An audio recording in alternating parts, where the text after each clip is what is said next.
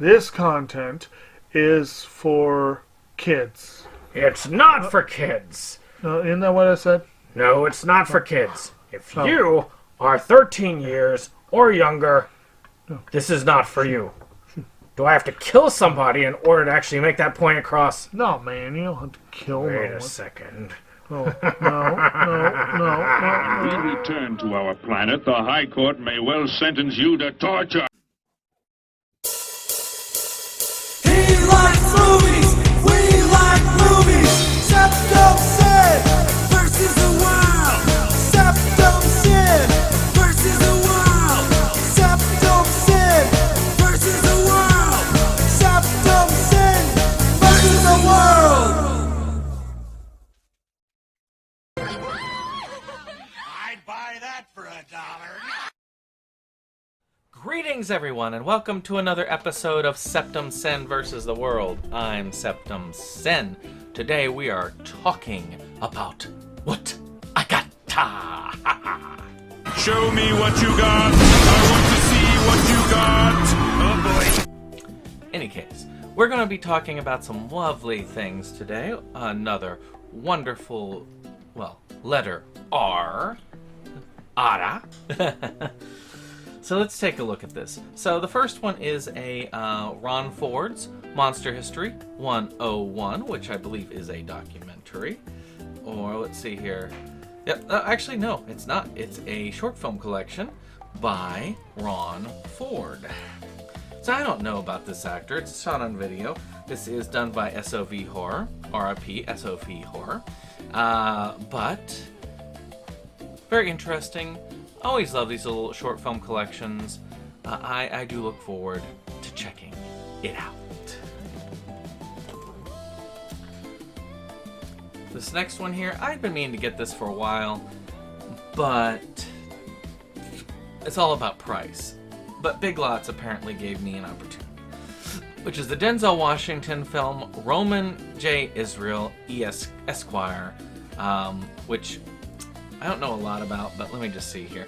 Roman J. Israel Esquire is a dramatic thriller set in the overburdened Los Angeles criminal court system. Denzel Washington stars a driven, idealistic defense attorney whose life is suddenly disrupted when he is recruited to join a firm led by ambitious lawyer George Pierce, which is played by Colin Farrell, and begins a friendship with the young champion for equal rights, Carmen Ejogo. A turbulent series of events ensues. And I will say, it was a Best Actor nominee for the Golden Globes. Of course, Denzel Washington is an amazing actor regardless, but I don't think it did get the Oscar or Oscar love that it was looking for at the time. This next one here is one that I have been told about and have never watched. I used to actually confuse this with another film called Solar Babies, which it's not. This is another kind of post-apocalyptic style film, and it's called Rollerball. I need to watch Solar Babies now that I think about it. I'm sitting here talking about, I got Rollerball up here, like I need to watch Solar Babies, which I can't because it's now locked away until I get this collection thing sorted. So, this looks pretty cool. It's about this sports thing. It's let's see here. Jonathan Cross is the newest recruit of the most extreme sports in all time, where the fast moves and killer looks make him an instant superstar. But when he learns that the league's owner is orchestrating serious on-court accidents to boost ratings, Cross plans to take down the owner and the ruthless sport before the game puts the end to him. So it looks interesting. I mean, again, I think this is a modern times movie. I don't know. I've never seen it, so I am curious. It has some fun actors. LL Cool J, Chris Klein, Rebecca Stamos. You know, some fun names in this. I don't know. I need to see it before I can say. Now this is one that I've looked at and I've seen for years, but I've never watched. And the Disney Movie Club going out of business is what finally put my feet to the fire to finally get this. And this is the Blu-ray of Rocket Man. I don't know why, but I always thought that was Adam Sandler on the cover. Kind of looks like Adam Sandler if you think about it. You know, but no, not Adam Sandler. It's a fairly old one. Adam Sandler would be really young when this came out. Let's see here. All systems are go for the 20th anniversary edition of Rocket Man. The countdown to chaos begins when NASA fans, computers whiz, and wannabe astronaut Fred Randell to join the space shuttle mission. Unfortunately, the accident-prone techie is the last guy on Earth you'd want aboard. And cookie stuff for souls. But yes, I haven't seen this, but, you know, I mean, I've seen this poster over and over again. I need to finally see it. Disney usually puts out okay quality stuff. Usually. So here's one that I've debated keeping. I kind of like it, and it has one heck of a soundtrack, and my mother loved the film, and that is Rock of Ages. You know what's weird is this one always reminded me of another film called Rockstar, which I did love, and I think I have it. I don't know if I have it. I'd have to look at my thing. But, I mean, but this one does not use its own soundtrack. Rockstar did have its own soundtrack, which is really cool. But this one is a musical in a lot of ways, about the glory days of music. It's very rock and roll heavy. I think we have a discussion about it on Inside Movies Galore. I would have to look. But, you know, it's kind of weird. I have that right at my fingertips, so why not look at it? Yes, I do. So, you know, if you want to, you can look it up on Inside Movies Galore or Delusions of Grandeur. It's one of those two. And there was a full discussion of it. And if you haven't checked it out, you probably should. It's a pretty good one, especially if you like rock and roll music. There's a lot of cool stuff on it. This was sent to me for free by David Sterling several times, and I've gotten rid of it several times, but I do have a copy I kept, and that is Robo War.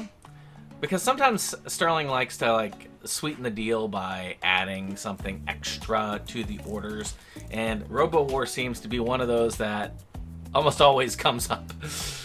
I don't know if that's a really high praise for the film. Let's see, Planet Earth, 2039. The superpowers of the world have destroyed the major continents with nuclear warfare. The New Order, a fantastic cult, ruling with a doctrine of militaristic slavery, mixed with a pseudo-scientific fixation on large robots, once used by humans to mine, versus the fighters like scavengers, while trying to avoid death troops. So we've got some fun stuff here. You got some mining robots and used for like gladiatorial games. It looks like a fun, particularly entertaining post-apocalyptic thing, micro-budget level. We'll see. I didn't think that stuff could happen, but then I saw Super Task Force 1, which was pretty darn impressive with what it did. So maybe. So this one I had to get because it was on a Kino sale, and I love the Patrick Swayze version, and I don't know if this is related to it, but this is a film, a Jean Negulesco film called Roadhouse. You know, I mean, Kino is really good about putting out stuff, and it's kind of interesting. This slam-bang drama of troubled love, murder, and unique revenge is in a sleazy nightclub is a noir classic filled with suspense, dramatic punch, and a macabre demonstration of what a wildly jealous man was bent on ruining two lives. Jefferson Robbins owns a roadhouse near the Canadian border that is managed by his playboy buddy Pete Morgan and the cashier Susie Smith. After a trip to Chicago, Robbins brings back Lily Stevens, Chanteuse, with him, whom he is obviously smitten. When Robbins goes on a hunting trip with some pals and plans to ask Lily to marry him on his return, Pete and Lily share some intimate time together and fall in love. The news sends Robbie into a psychopathic tailspin, beginning the game of endless brutality, making the lovers suffer their betrayal. So this has nothing to do with Roadhouse. There's a different Roadhouse, but I kind of find it fun that they both have the same name. I will see it. I am curious about it. I buy a lot of stuff on Kino really cheap on the sales, and sometimes there's some very interesting things that you would never run into. It's the same thing with Vinegar Syndrome, but I don't buy as much because Vinegar Syndrome, even on sale, is god-awful expensive. And the only reason why I would be able to even afford Vinegar Syndrome is when it's on the sales. But this one, you know, these sales are actually sales, so sometimes I'm willing to take a chance on things. So, I guess we're on a robot kick. Well, I guess RO being the letter thing. We've got the Full Moon feature, Robot Wars. Now, I don't know why, but I always mix this up with Robot Jocks. And Robot Jocks, I think, has more robot action. That's from the Empire stage of, you know, of that. But still, I love a good sci-fi film, and I love the Empire sci-fi films. So Full Moon, I've heard, does some decent sci-fi as well, even though they tend to do more horror. So I am very curious about this one. Mo could have told you more about it back when we were doing that stuff. So I got this in the dollar bin at Dollar Tree, and that is the remake of RoboCop. I've still yet to see it, but they made it into a PG film, a PG-13 film. No, RoboCop should not be PG-13. I think that really is what killed the reboot of RoboCop. They tried to hit that additional audience, but RoboCop is not meant to be PG. RoboCop is meant to be hard R, pushing the lines of R. For everything it works. But you never know. I might be won over by it. It was not successful at rebooting the franchise like they wanted, but still looks good. So maybe it's good. Maybe I am not, there.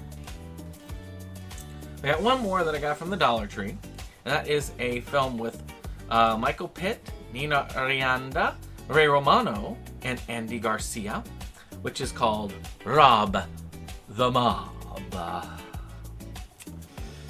So, it's definitely Dollar Tree. Two lovers who's daring something. It's covered with the thing on the back. Let's see here. Basically, they're trying to rob organized crime, but I don't know. I have to see it. I'm curious about it. I like Ray Romano. He's a good enough actor, and it's worth $1. Well, I hope you all enjoyed this. If you did, hit that subscribe button, hit that share, and we'll see you on the next one. Bye-bye.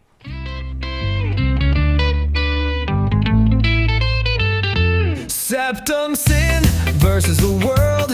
It's that place for all the boys and girls. You'll feel real safe, you'll feel real warm. It's a cozy place to ride out the storm. SeptumSin.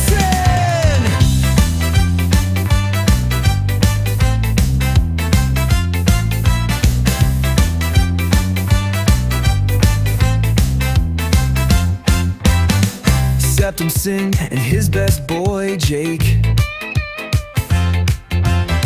see the trends that scare us every day.